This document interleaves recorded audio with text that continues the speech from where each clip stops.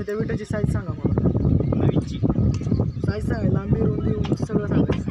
9, 3, 4.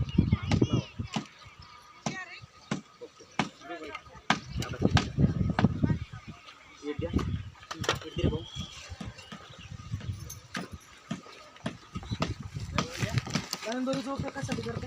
Line दोरीसाठी आपलं line मध्ये येण्यासाठी, भिंत लाईनमध्ये येण्यासाठी.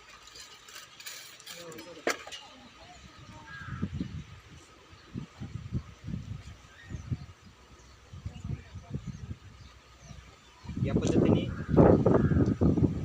लाईन दोरी बांधायची. लाईन दोरी यावर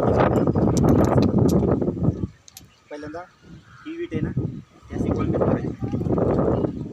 वळंब्याच्यामध्ये कागद जाईल एवढंच अंतर ठेवायचं आणि या पद्धतीने करायचं. द्या इटा त्यांचं कोण आहे. या पद्धतीने आपला हेदर बॉन्ड चालू होईल.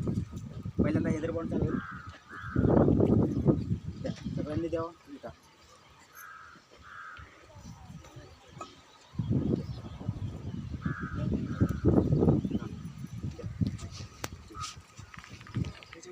हा झाला हेदर बॉन्ड. इथून पुढचं इथून गणित त्यावेळेस अशी लाईन दूर काढून ठेवली तरी चालू शकतो.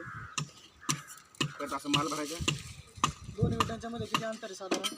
मग एक अर्धा इंचाचा अंगठा बसायला एवढीच असते जागा दोन्ही विटांच्या मध्ये. या पद्धतीने माल भरायचा.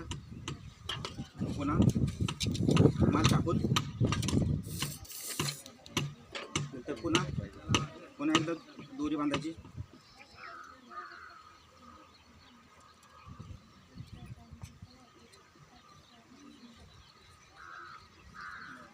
या पद्धतीने दोरी बांधायची. त्या पद्धतीने त्याला वळंबा लावायचा, जेणेकरून भिंत कायमस्वरूपी टिकलं पाहिजे. एखाद्या या पद्धतीने आता कोणत्या ह्याच्यात वीट लावता तुम्ही? आता ही ट्रेचर बॉन्डमध्ये लावतो. माल ओला करून लावू शकतो आपण. एक हेडर एक स्ट्रेचर कोणता बॉन्ड तयार होतो? एक इंग्लिश बॉन्ड तयार होतो. एक हेडर एक हेडर स्ट्रेचर.